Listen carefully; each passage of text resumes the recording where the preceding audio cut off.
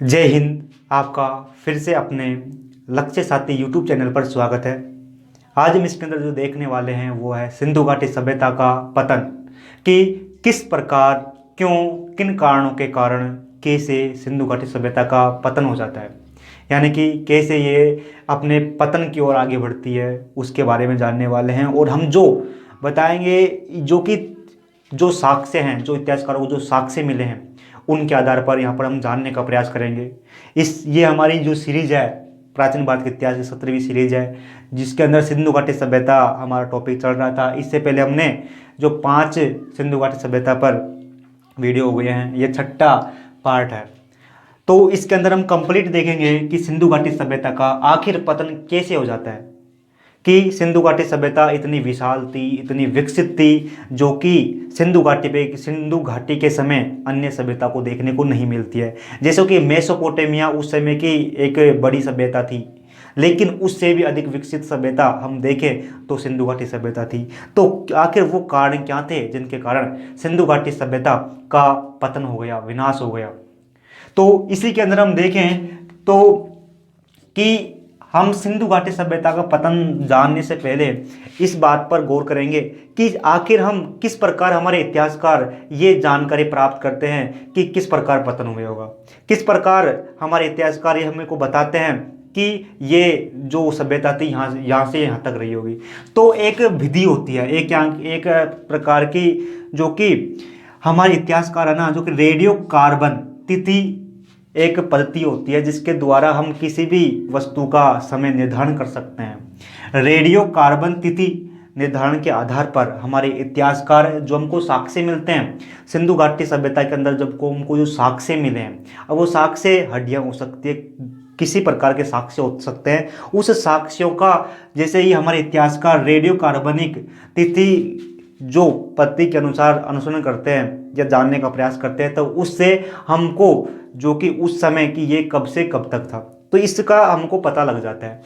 तो इसी के आधार पर हमारे इतिहासकारों को एक सिंधु घाटी सभ्यता का सबसे प्राचीन, सबसे पुराना जो हमको साक्ष्य मिला, सबसे पुराना हमको जो साक्ष्य मिला है हमारे इतिहासकारों को, तो इतिहासकारों ने जो हमको सबसे पुराना साक्ष्य मिला है, उस साक्ष्य का रेडियो कार्बन से तिथि निर्धारण करने की कोशिश की। तो हमारे इतिहासकारों ने पाया कि ये सबसे पुराना जो साक्ष्य हमको मिला है ना सिंधु घाटी सभ्यता में, ये लगभग, हम लगभग में बात कर रहे हैं क्योंकि ये इतिहास में अधिकतर चीज़ें लगभग में होती है। तो लगभग हमारे इतिहासकारों ने पाया कि लगभग 2800 ईस्वी पूर्व 2800 ईस्वी पूर्व, यानी कहने का मतलब 2800 ईस्वी पूर्व के लगभग आसपास जो सिंधु घाटी सभ्यता थी ये अस्तित्व में आ गई थी। अब जब अस्तित्व में आ गई तो ये इसका विकास हुआ और धीरे धीरे पतन के कगार, या कहें कि विनाश की ओर बढ़ने लगी, या कहें कि अंत की ओर बढ़ने लगी। और हमको पता है कि कितना भी बड़ा साम्राज्य क्यों ना हो, कितनी ही बड़ी सभ्यता क्यों ना हो, कभी ना कभी अंत निश्चित है। कितना ही बड़ा देश हो, उसका भी एक दिन विखंडन होगा, जरूर होगा। तो ठीक इसी प्रकार अब हम देखें कि सिंधु घाटी सभ्यता, तो सिंधु घाटी सभ्यता उस समय विशाल सभ्यता थी, तो इसका पतन आखिर किस प्रकार हो गया? तो अब ये पतन है ना, सिंधु घाटी सभ्यता का पतन, जो अलग अलग इतिहासकार है वो अलग अलग तर्क देते हैं, अलग अलग इतिहासकार अलग अलग तर्क देते हैं, क्योंकि किसी भी इतिहासकार जो कि अलग अलग, कहने का मतलब यह है कि इतिहासकार उन्होंने अध्ययन किया, तो अलग अलग इतिहासकार अपनी अलग अलग परिभाषाएं देते हैं। ठीक इसी प्रकार प्रमुख 4-5 मत प्रचलित है, उनके आधार पर इतिहासकार कहते हैं कि भाई शायद ऐसा सिंधु घाटी सभ्यता का विनाश हुआ होगा। अब हम जो भी बात करेंगे वो तर्क के आधार पर करेंगे कि जो ये हमारे इतिहासकार हमको कैसे बताते हैं। तो जो पहला मत है, जो कि सबसे प्रसिद्ध मत है, तो वो है कि सिंधु घाटी सभ्यता का अंत है ना, सिंधु घाटी सभ्यता का अंत है, जो कि आर्यों के आक्रमण से हुआ। हमको पता है कि आर्य विदेशी थे, वो जो उस समय सिंधु घाटी सभ्यता के जो लोग थे, है ना, वो उनके उत्तर में रहते थे, यानी कि सिंधु घाटी सभ्यता के उत्तर में थे। तो जैसे ही वो आर्य लोग आए, आर्य लोगों के पास घोड़े थे, भाले थे, यानी कि वो सिंधु घाटी सभ्यता के जो लोग थे, कहें जो मूल निवासी थे उस समय सिंधु घाटी सभ्यता के, उनसे अधिक वो लड़ाकू थे। तो इतिहासकार कहते हैं कि भाई जो ये आर्य थे ना, आर्य, ये आर्य सिंधु घाटी सभ्यता में आए और सिंधु घाटी सभ्यता के जो मूल लोग थे, जो वहाँ के रहने वाले लोग थे, उन पर आक्रमण किया। और आक्रमण करने के बाद में जो कि लोगों को, जो कि बहुत बड़ी संख्या में लोगों को मार दिया, लोगों का नरसंहार कर दिया। कहने का मतलब है कि इतिहासकारों ने कहा कि भाई सिंधु घाटी सभ्यता का अंत आर्यों के आक्रमण से हुआ।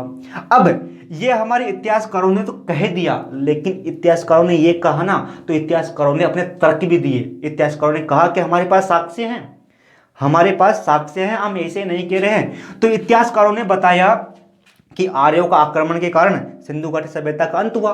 तो इतिहासकारों ने कहा कि हम ऐसा इसलिए कह रहे हैं क्योंकि हमको सिंधु घाटी सभ्यता से साक्ष्य मिले हैं।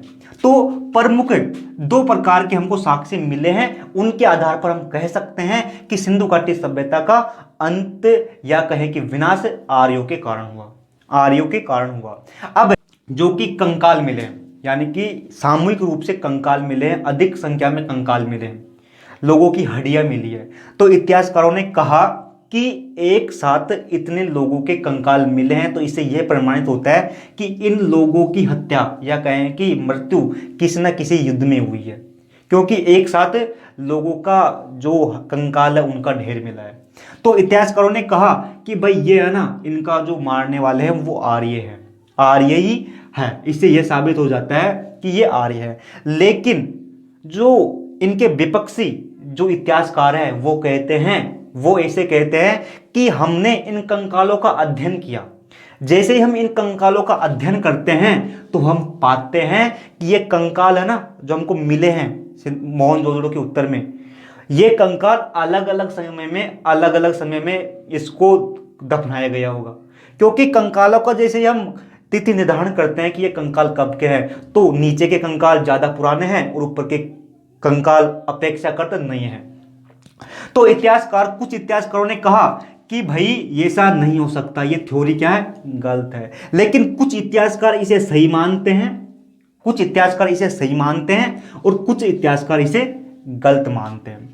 फिर इतिहासकार ने कहा कि भाई हमारे पास एक दूसरा कारण और है जिसके आधार पर हम कह सकते हैं कि सिंधु घाटी सभ्यता के जो लोग थे या कहें कि सिंधु घाटी सभ्यता थी, उनका विनाश आर्यों ने किया। तो दूसरा तर्क देते हैं इतिहासकार ऋग्वेद। इतिहासकार कहते हैं कि ऋग्वेद में है ना, ऋग्वेद जो कि आर्यों का कहे आर्यों का एक प्रमुख ग्रंथ था ऋग्वेद।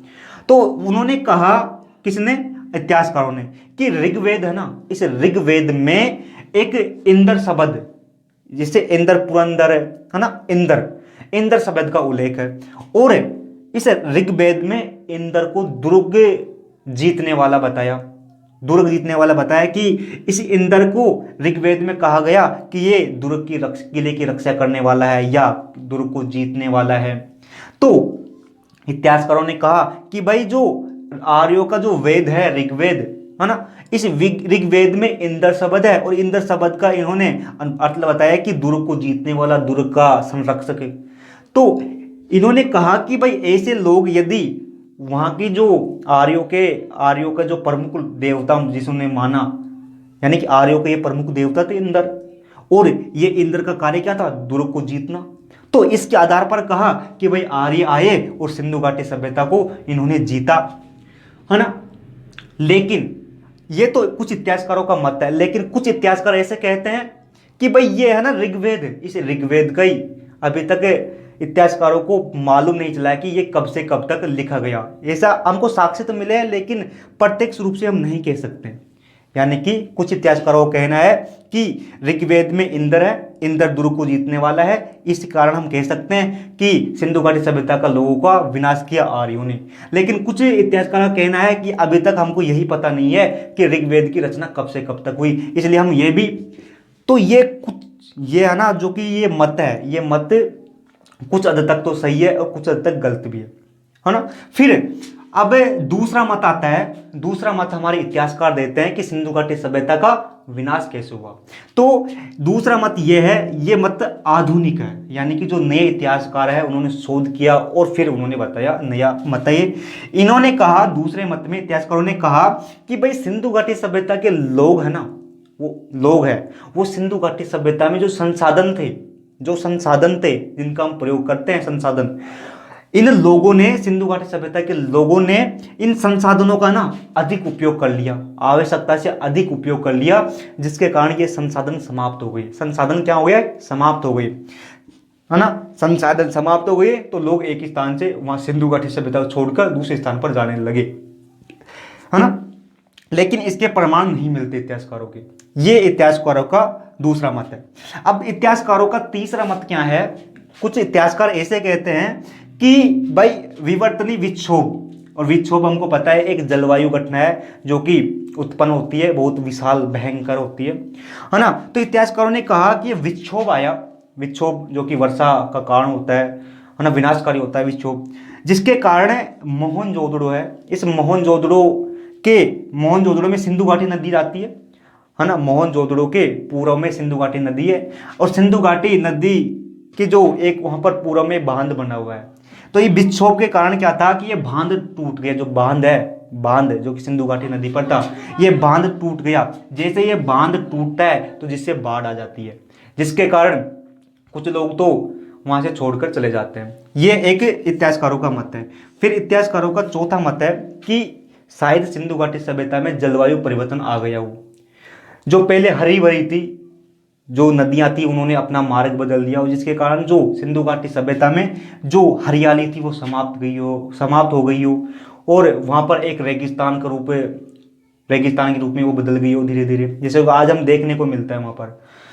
यह भी हो सकता है। इसके अलावा जो वो पांचवा मत है, इतिहासकारों का कहना है कि जो सिंधु घाटी नदी है और सिंधु घाटी की जो सहायक नदियां हैं जिस पर सिंधु सभ्यता बसी हुई थी, तो ये नदियां क्या है कि अपना रास्ता बदलती रहती थी। जैसे रास्ता बदलती, जिसके कारण सिंधु घाटी के जो लोग हैं इनको बहुत अधिक हानि उठानी पड़ती थी, जिसके कारण शायद यहीं के जो लोग हैं, ये लोग शायद इस कारण भी यहाँ से छोड़कर चले गए होंगे, है ना। और फिर एक अलग, कुछ इतिहासकार कहते हैं कि कुछ लोग जो कि नए जगह की खोज के लिए लोगों में एक प्रवृत्ति होती है कि पुरानी जगह को छोड़कर नई जगह में जाते हैं। तो छठे मत में इतिहासकार को कहना है कि लोग अपनी मर्जी से भी जो सिंधु घाटी सभ्यता है इसको छोड़कर अपने नई जगह खोज की तलाश में चले गए होंगे। अब ये आए किधर थे कि सिंधु घाटी सभ्यता है पाकिस्तान में के अंदर सिंधु घाटी सभ्यता है, और फिर सिंधु घाटी जो पाकिस्तान है, इस पाकिस्तान जो सिंधु घाटी सभ्यता है, यहीं से ये भारत है, उत्तरी भारत है जो कि गंगा का मैदान है, यहीं आने लगी। यानी कि सिंधु घाटी जो इलाका है वहां से जो कि फिर पूर्व में आने लगती है लोग, और फिर जो वैदिक सभ्यता है, वैदिक सभ्यता का फिर आती है वैदिक सभ्यता के बाद में आती है जो कि कहें जैसे कि मौर्य साम्राज्य जो कि गंगा के घाटे में उत्पन्न होता है। तो यहाँ पर हमने ये जानने का प्रयास किया आर्यों की सिंधु घाटी सभ्यता का पतन कैसे हुआ। वैसे तो तर्क तो अलग अलग है, लेकिन ये कोई भी तर्क पूर्ण रूप से कोई भी एक तर्क ऐसा नहीं है जिसके अनुसार इतिहासकार कह सके कि सिंधु घाटी सभ्यता का अंत इस प्रकार हुआ है।